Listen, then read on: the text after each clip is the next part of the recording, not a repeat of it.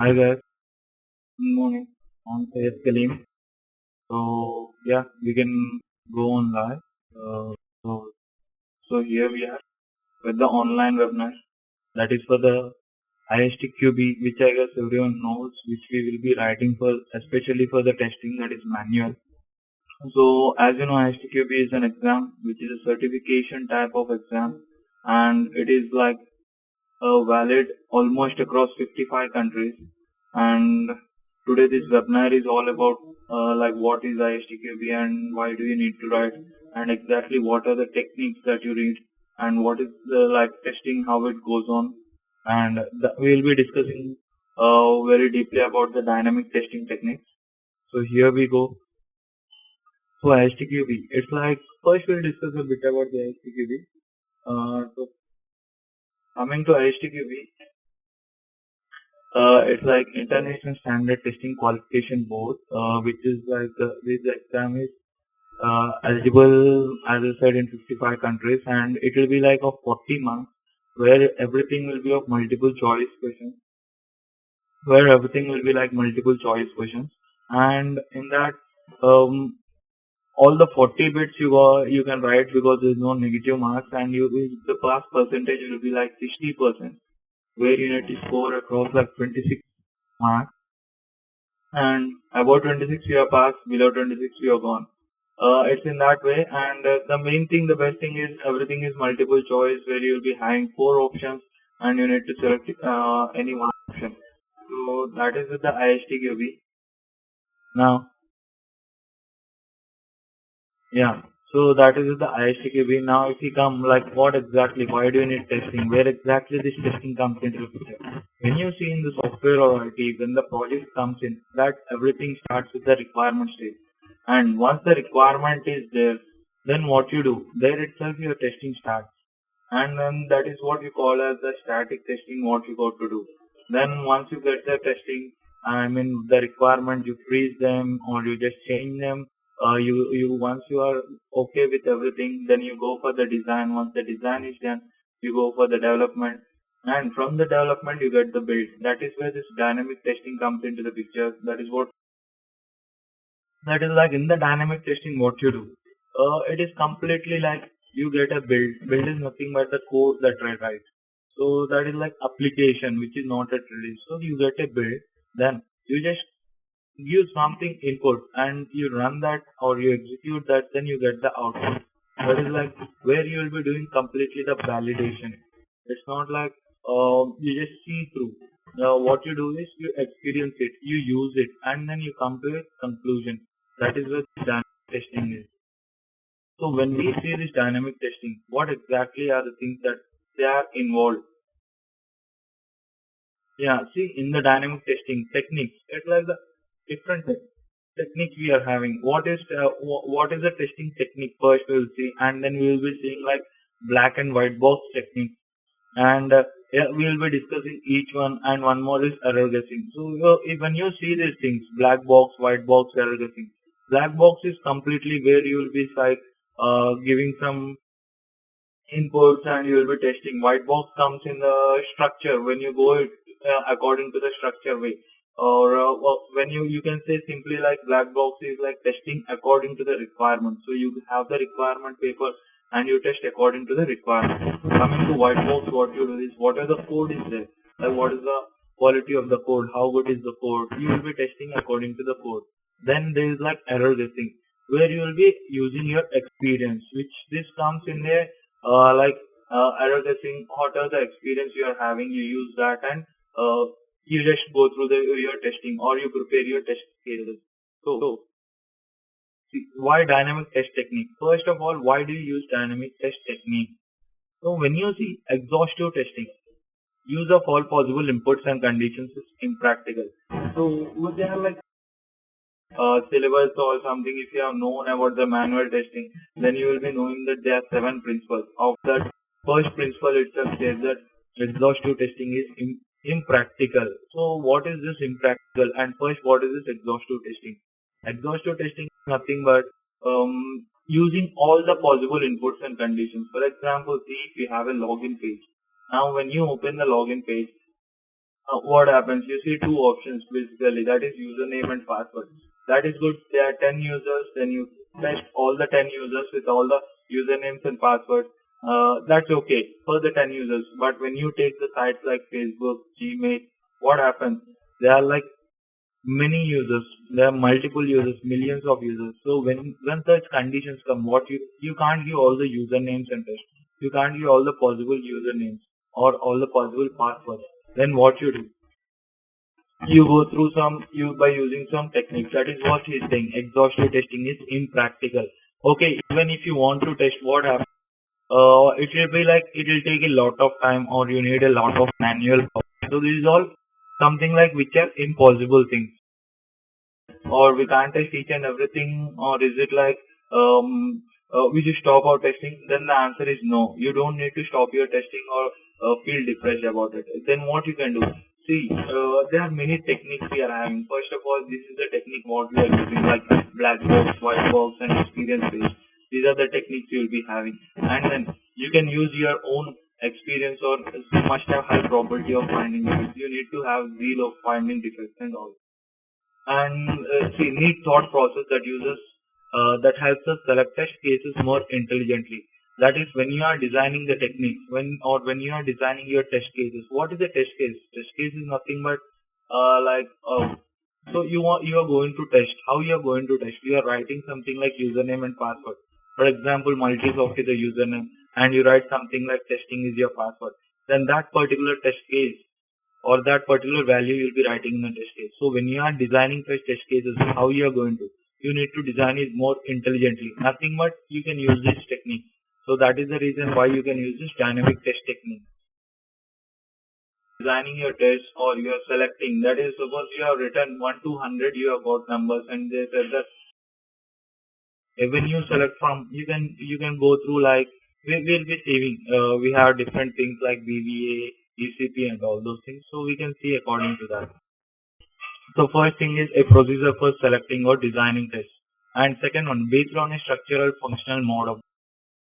So when you are going through functional or structural, what is this? Functional is nothing but the black box you can see, or structural you can go as a white box. That is exactly what you are testing. If you know exactly what you are testing, you can go accordingly and you can write your test cases accordingly. It's nothing but like you are using a suppose you are writing a password, if they say that it should contain all the numbers, then what will you write? You don't need any alphabet. That is your first test case, that there should be no alphabet. So in that way, when you know exactly what is going on, so you can write your test cases according to that. And successful at finding faults. Of course, we do the testing. First thing is to find faults.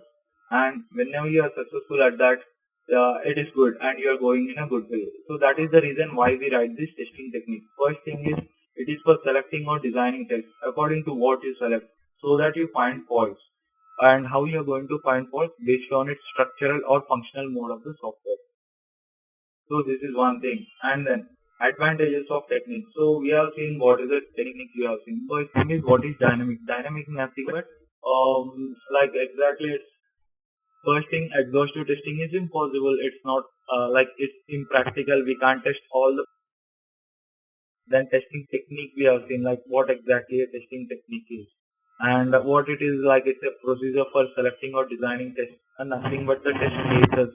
And depending upon a structural or functional mode, we are going to select them. And then what are the advantages of technique? So effective testing. Find more faults. The advantage is the first thing is like effective and the second is like efficient. So when we see from this, to focus attention on specific type of faults. Uh, so what is this like effective testing?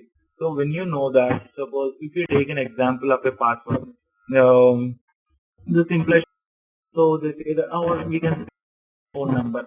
Now they say that the phone number should consist of 10 digits.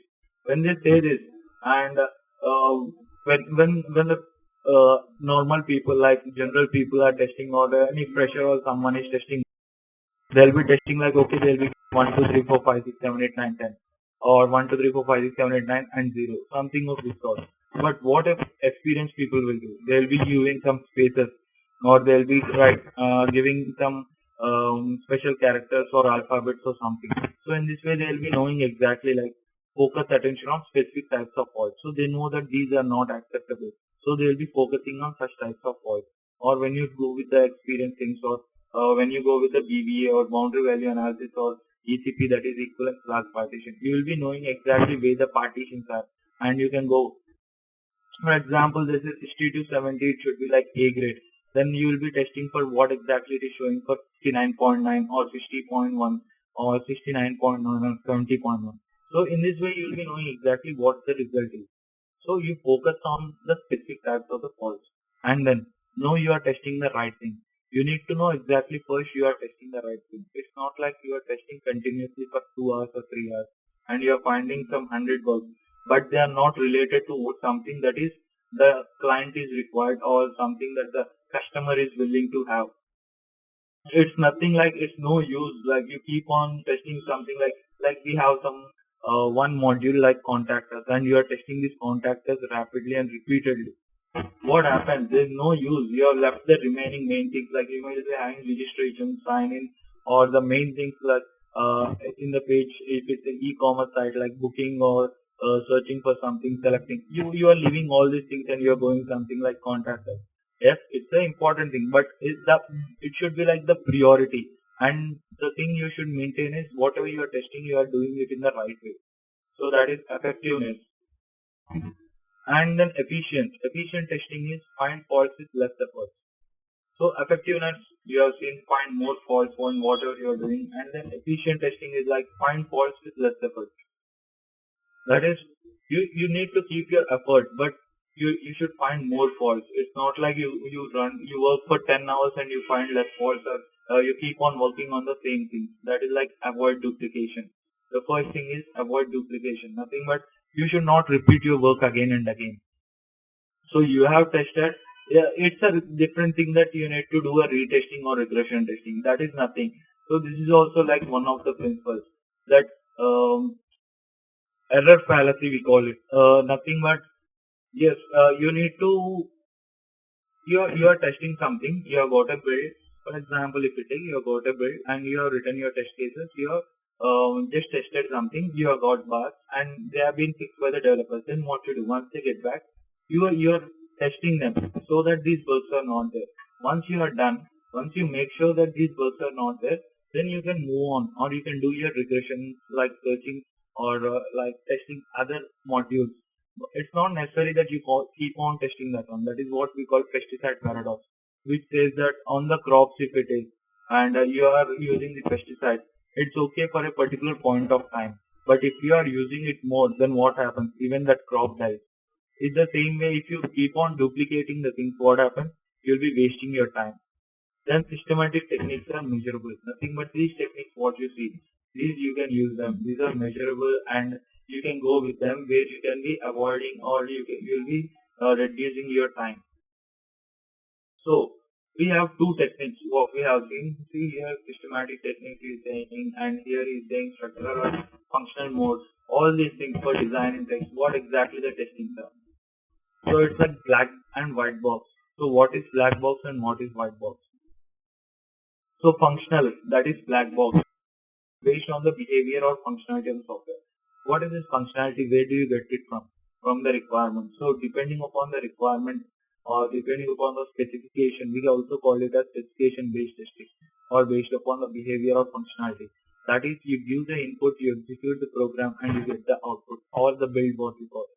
So here you will be doing some execution. Coming to structural, that is white box. Based upon the structure of the software, that is how the code is written, how many lines of the code is there, how many statements are there, how they are executed, how many conditions, and all those things like loops, conditions, everything. So depending upon the structure, it goes on. These are two types of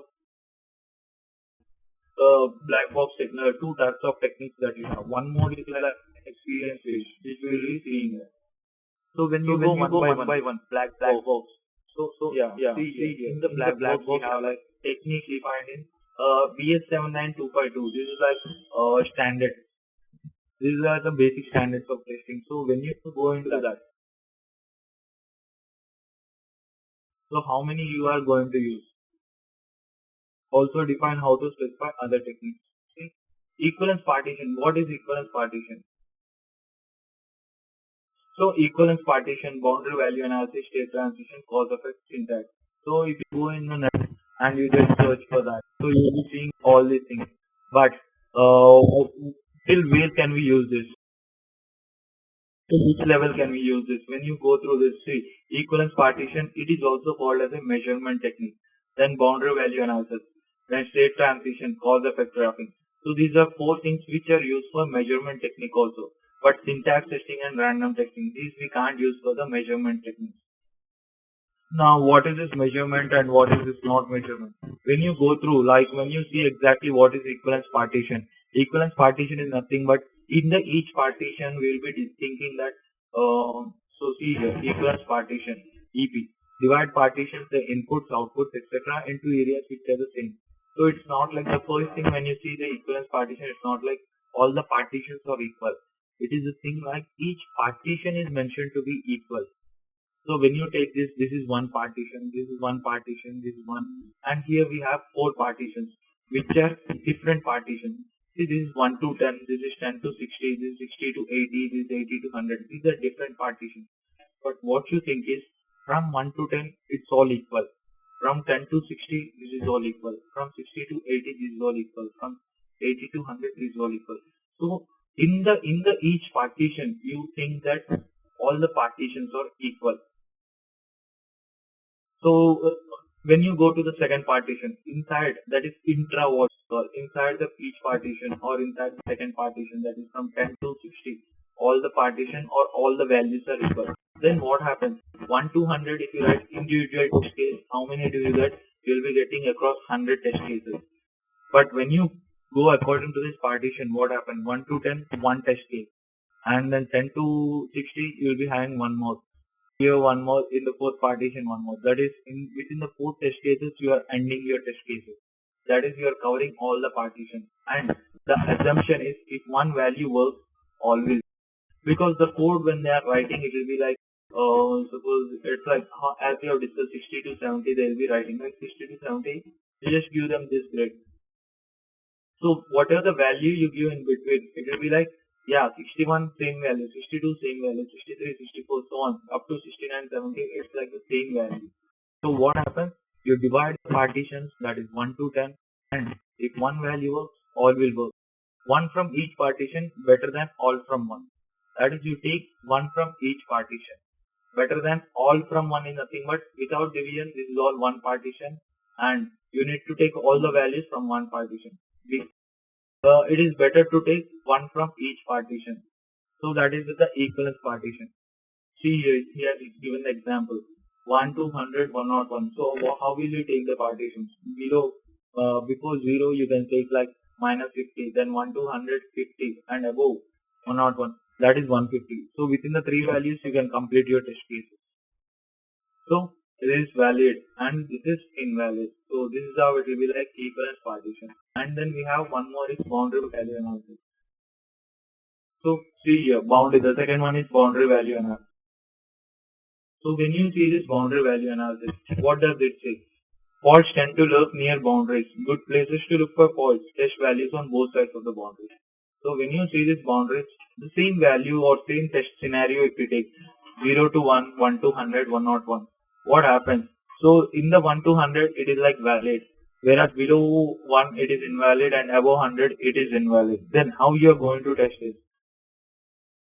What you do is near what he is saying or he is trying to say in this is at the boundaries you will be having like lot of faults. Is this possibility? Because when you have, if you have seen like if you have observed what I said in the coding, they will be writing like 60 to 70 the same grade. So the possibility is he may write 59 to 60 or any change of number. That is the reason why he is saying you need to test at the boundaries. So what happens when you are testing at the boundaries? That is 0, 1, 100, 101. If there is any value that is missing, he is writing any number instead of any other number, then you can find that. So it is very important that you test both sides of the boundaries. And faults tend to lurk near boundaries, good place to look for faults. So if you have taken any example, suppose loan application. So it's like customer name. So what is this customer name? It is like 2 to 64 characters. and then account number, 6 digits. What he writes, account number can't be like first non-zero, and then loan amount requested, term of loan, monthly repayment, term repayment, interest, total paid back. So this is like different things, different fields we are having. Just simply think that there is one application and you need to test it. Then he has given the conditions for each field. Suppose you are taking these two fields. One is saying like 2 to 64 characters. It should be, that is the limit, and account number should be 6 digits. Then customer name. So 2 to 64, this is valid and this is invalid and invalid. And then see valid characters A to Z underscore space. So this is also a valid, like you are giving multi-soft or you are giving something like yeah, testing, or you are giving something like manual testing, you are giving some name like John, everything is fine. But some names will be like K or your initials. Then what you do, you can't use such names because that is invalid. And then if you are giving something like you are writing the name as a paragraph, that is above 64, then even that will be valid. See here conditions you can give. Customer name 2 to 64, less than 2 characters. These are invalid. This is valid partition, valid boundaries, invalid boundaries. So you will be giving in this way. 2 to 64 you will be giving one value. Less than 2 you will be giving one. Then valid boundaries, that is 2 characters. So you will be giving one, and invalid boundaries. You will be giving one character or something. See invalid boundary. What is invalid? One character is invalid. Then 65 is invalid. Zero character is also like less than one. It is invalid. So you will be giving all these things, and you can test according to that. So in that way, what happens? You will be knowing exactly what. Suppose if you take one example for account number, this is 6 digits and first should be non-zero. Now if I give the account number of 0, 1, 2, 3, 4, 5, it is 6 digits, but first is non-zero. What happens? That is like invalid. Yeah, that's good. And then one more value I give, 1, 2, 3, 4, 5, 6. Is it valid? Yes, it is valid. Then I give like one more invalid, that is 7 digits. Then you don't need to give about 7 digits, like not necessary. You have written one partition. What you can do is you can give all zeros, or you can start with a 0 and 1 and all the zeros, and you can use the spaces. In that way you can test. So that is like you will be testing at the equivalence and also at the boundaries. So basically what happens is whenever you're going to test like username, password, or some fields where you can give some particular values where you can use this. So monthly repayment, term of loan amount requested. So he will be like loan amount. Okay, 1 lakh or 2 lakhs or 1 million, 10 million, whatever it may be. So he'll be writing in that way. Then how much is he getting? Term of loan. What is the term of loan? Like 12 months, 24 months, 5 years. Monthly repayment. What is the amount of the repayment? So all these things will be calculated, and everything we can do. We can go for the ECP and DBA. Then account number, he has given even valid, non-zero, invalid, 0. This you have seen already. That is first character. Then number of days should be 6. Only then it is valid. Then you can write your test cases. See condition, account number, valid partition, 6 digits. Well, what is the condition for that? First non-zero, invalid. That is less than 6 and greater than. First digit equal to 0. This is also invalid. Then valid boundary CV. This is exactly the boundary. That is 9 digits, and the next is 1 lakh, and in that way, see here you can see 1 and 5 zeros, and then this is like valid boundary, one more, the highest 6 digit number and the least 6 digit number. These are the valid boundaries, and these are the invalid boundaries, 5 digits, 7 digits, 0 digits. This is how you can test. What happens when you do like this? You will be covering all the scenarios, and also you will be covering all that is required, like the valid you are covering, all the partitions you are covering, and you are reducing your time the least you can. Then design test cases. So how are you going to design your test cases? See, these are the test cases, and you write your description and you write your expected outcome. So basically what happens in the test case is, whenever you are writing a test case, you need to give exactly what you want. Like what is the value that you are giving in that field. If you are writing your name like John Smith, then you need to write that John Smith. It's not like you are writing some name, or you are just leaving that field blank. In the test case, you need to write exactly the value that you are going to present. So, description you write name, John Smith, account number you write 1, 2, 3, 4, 5, 6, loan amount 3 years. Then expected outcome, this is what you are expecting. So here if you write account number, loan amount, then term, repayment, interest rate, total paid back. So all these things are like next. So term 3 years, repayment 79.86, interest rate you will get, and total paid. How much is he paying? So all these things you will be having. Then you can calculate like what is the extra that I am getting. So 2500. So these are the things that you are expecting, and then you will be writing on for field like actual outcome. And when you have the build and you give these values, when you don't match with these values, then what you do, you just fail the test case. In that way, you'll be covering each and everything. You have covered all the positive scenarios. Then one more, this is like boundary value. Name AB, that is he has said 2 digits. So you are writing like AB. Then account number, the least 68 number. Then the loan 500 term 1 year. So term is 1 year, repayment interest rate. So you are expecting this term. And if there is any change in this, then what you do, you just fail that. Suppose then one more design, you can say take like negative, that is invalid boundary. Then you can say that name, some A, account number, some 123, then loan amount, some 2 rupees or something. Term, 10 years of 15 years something. So when you go in this way, what happens? Your expected outcome should be the name is invalid or account number doesn't exist, loan amount not sufficient, term very high. In this way, you expect something, and whenever you execute this thing, what happens? Your result should match. If it's not matching, then you fail the test case. In this way, you can do that.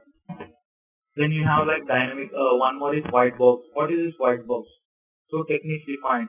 First is statement, and then branch, data flow testing, LCSU, how to define, how to specify other techniques.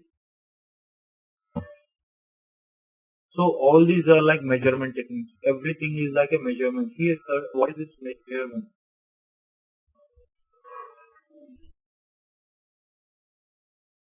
Yeah. So also a measurement technique is nothing but, so when you are saying this, it's like you are reducing each and everything. See, in the syntax testing, what you do, you just test your syntax like, is it exactly good or not? But here what you do, you are reducing your test case. Here you are reducing your test case. You are measuring something like how they are, how is it going exactly. But here you are testing the syntax or random testing. So what you are doing, you are just testing the code exactly how it is or something like that. In the same way, even here if you see, so statement testing, branch or data flow, LCHJ.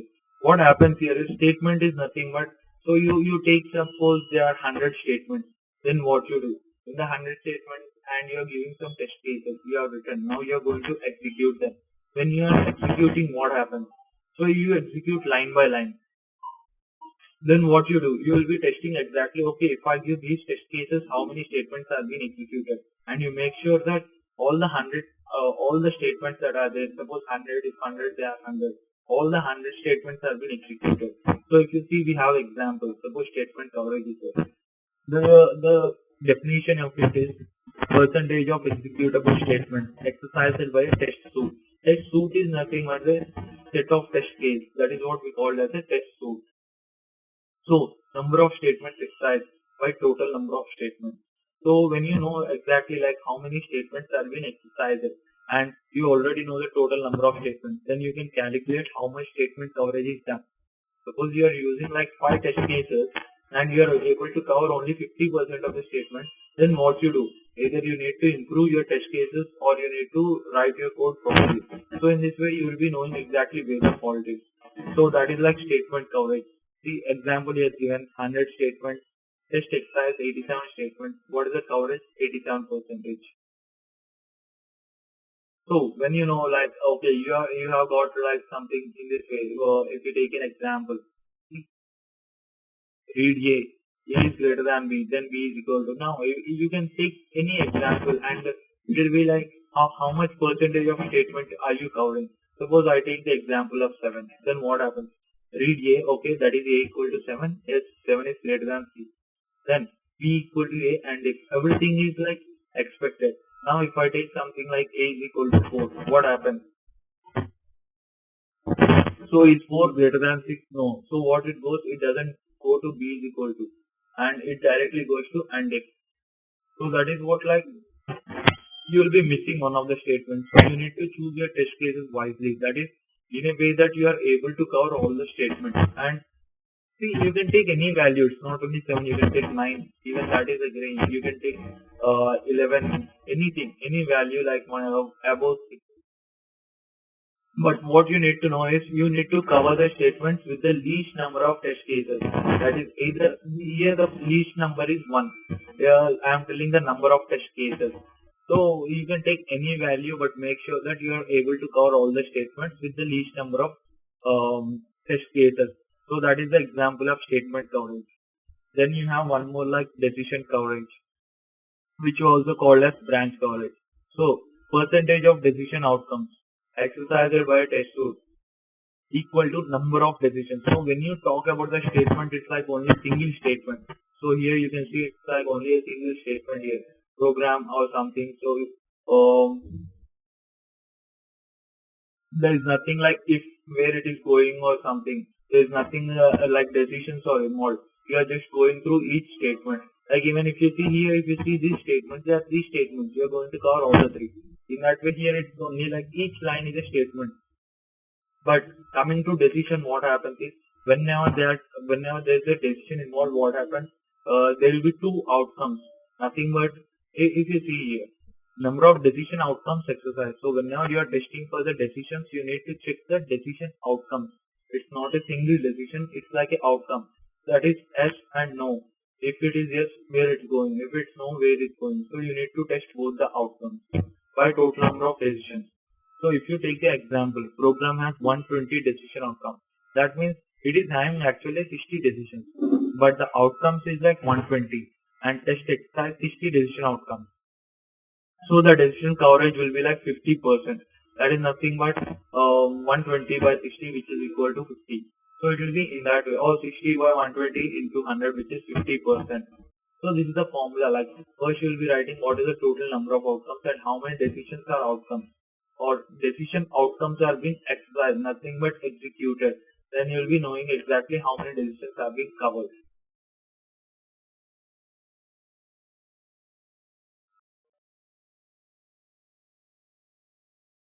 So this is one more example. See here you can see. So this is one decision box and this is one more decision box. You can see. So how many decisions are there? They are like 2 decision box. So how many outcomes will be there? There are like 4 outcomes. Then you need to cover all the 4 outcomes.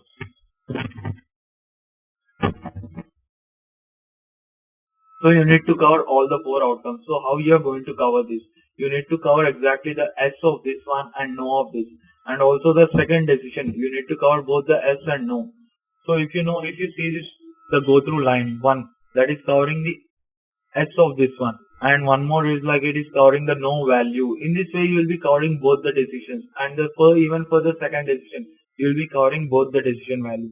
So this is how you need to go. It's not like statement where you just select like okay, this line is executed, you are ending that. So you need to see that both the outcomes have been covered. He has given an example like read A. If A is greater than 0, then if A is equal to 21, then print key.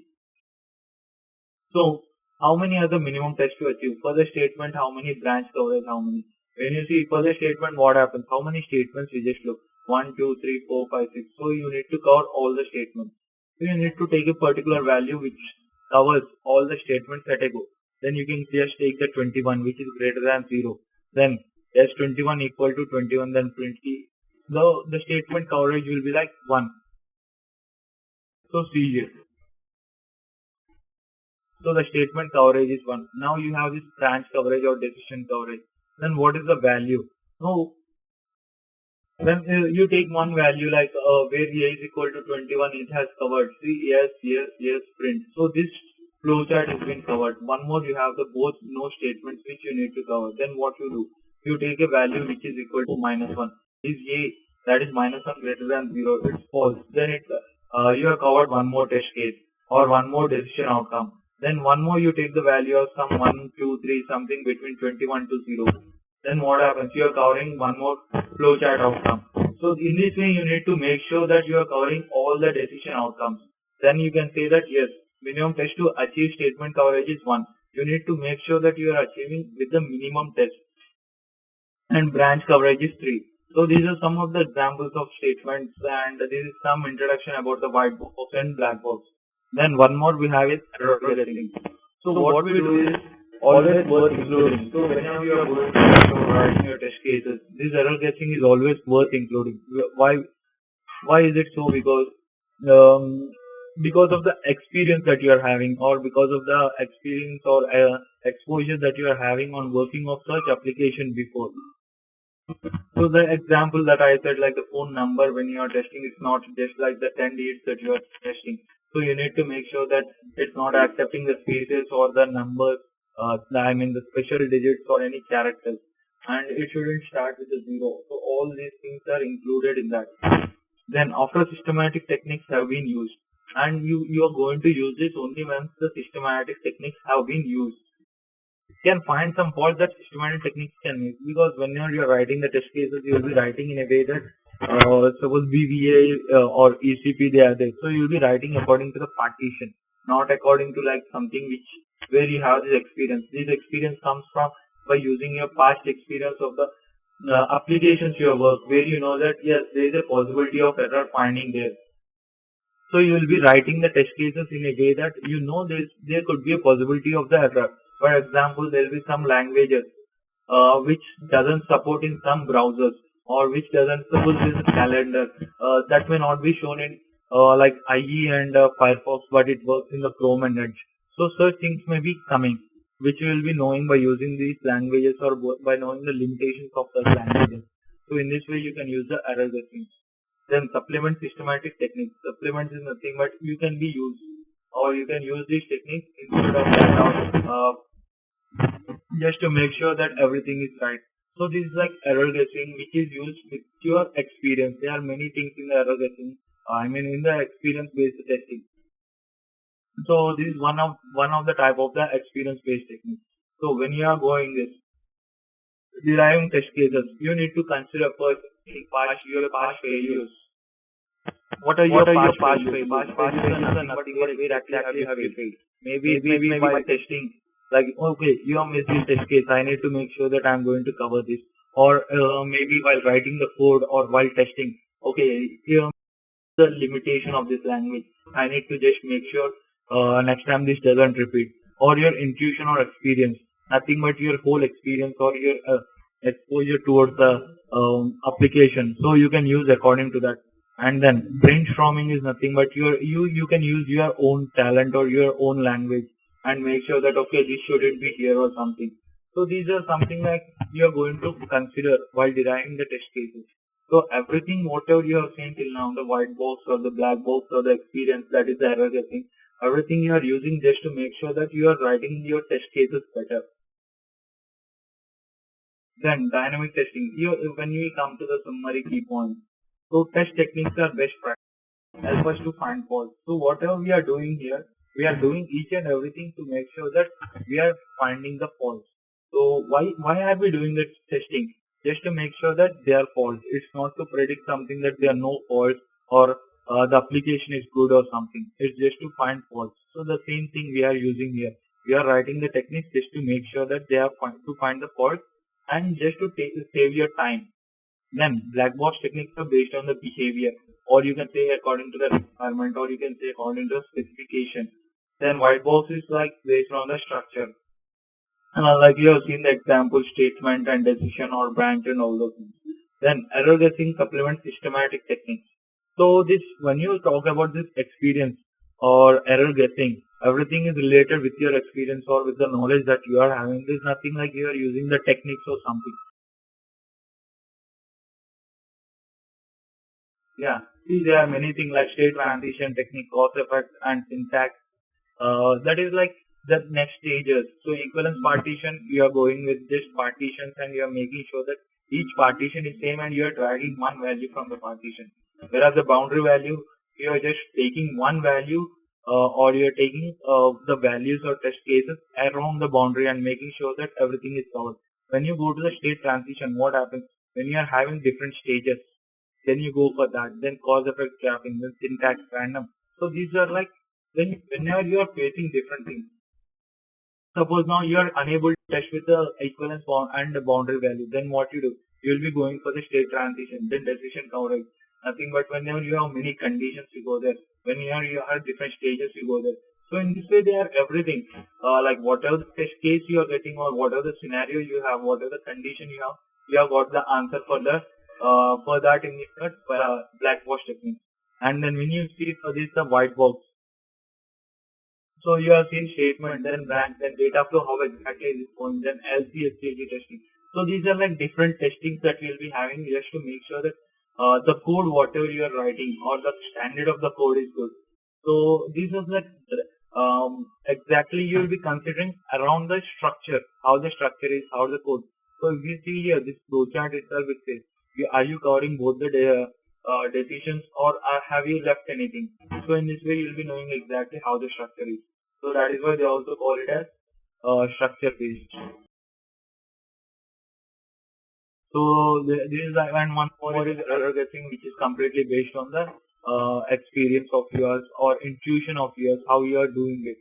So this is like the dynamic testing techniques, and this is a summary of this demo class, or what are the half an hour that we have spent. So okay guys, thank you for this, thank you for your time. Thank you everyone for attending today's webinar. If you have any other questions, please contact enquiry@multisoftvirtualacademy.com. I'll repeat again, if you have any other questions with regards to the training or any other question with regards to the course content, you can please contact enquiry@multisoftvirtualacademy.com. That is enquiry@multisoftvirtualacademy.com. You can also note down our contact number, which is 24/7 available. That is +91 8130 666 or +91 8130 66209.